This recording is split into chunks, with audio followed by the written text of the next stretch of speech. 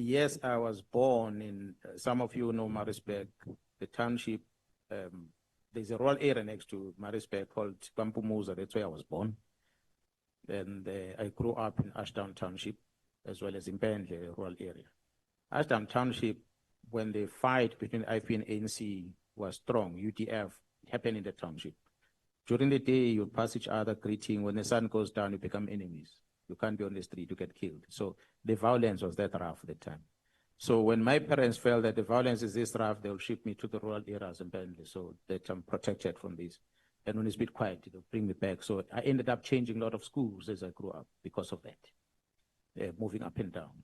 So I was not necessarily drawn into the politics of things, although there were friends that I lost that I knew at the time, but I was always protected and removed from that. So I never got to be exposed much into what was happening in terms of the violence.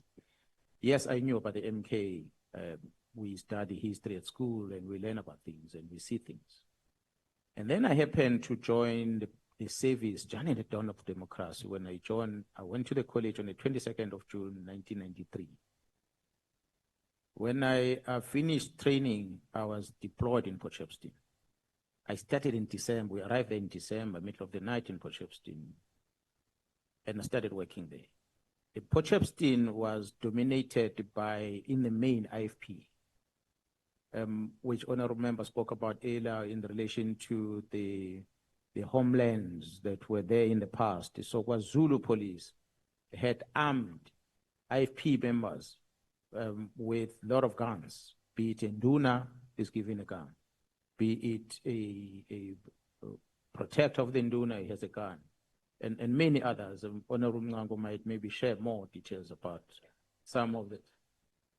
But there were too many firearms that the IFP, that the IFP members were in position of. So here I am arriving here and I'm given a task to ensure that there is public order, there is safety. So we arrived and I worked for the unit internal stability. And when I get into this unit, I'm confronted, as I experienced when I arrived in Pretoria, in the same room we sleep with the Tsonga speakers, the Pedi speakers. I had no clue about how even to greet in those languages. So I had to adjust there. You get people that end up giving nicknames because it's difficult for them to pronounce your name. Same thing happened in Potchefstroom when I arrived there. One of my commanders, a white guy, could not pronounce Mkhwanazi. Even today, majority of the members in this house, if I ask them to pronounce Mkhwanazi, they will put an A after M.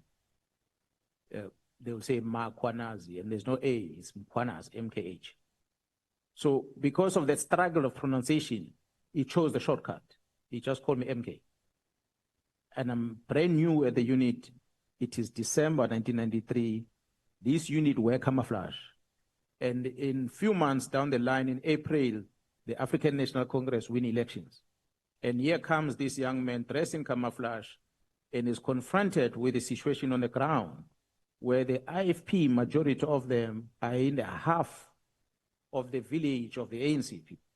This group of about 20 boys of ANC, unarmed, that are confronted by this group of IFP with guns. And one had to act. Unfortunately, my action angered my commanders because my action was against the IFP leadership that were already in the territory of the ANC people without taking political sides. So they got to know me. They got to know that person caused this problem and it caused one of the IFP person to be injured at the time through my action. And then fast forward a few months later, I happened to be in another gathering where a similar fight is happening, area of Tsilima, Mvuchini, in those areas. And when we are there, and I'm sitting in this police car in Nyala, I'm not getting out because the place is crowded. I decided to sit inside. I opened the hatch on top and I was standing there. The doors are closed. One of the members asked me to open the door because he wanted to get inside the car. He made a mistake. He's a white guy again. He calls me with a nickname in the center of the IFP, armed people. So he called me by nickname, a nickname that when it's pronounced in such a setting, the people on the ground don't believe that it is initials of your surname. They believe that you are a member of a political party. He said, MK, please open the door for me. Everyone else turned around to look at this MK, and they saw me. And others identified me as a person who has caused trouble a couple of months back. They all came in numbers to that car.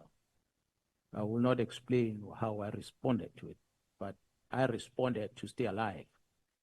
But from that day, I was banned from working in the IFP area in Potchefstroom by my command. No. Because of the first initials of my surname MK. So they associate me with the Mkhwanazi. It branded me bad.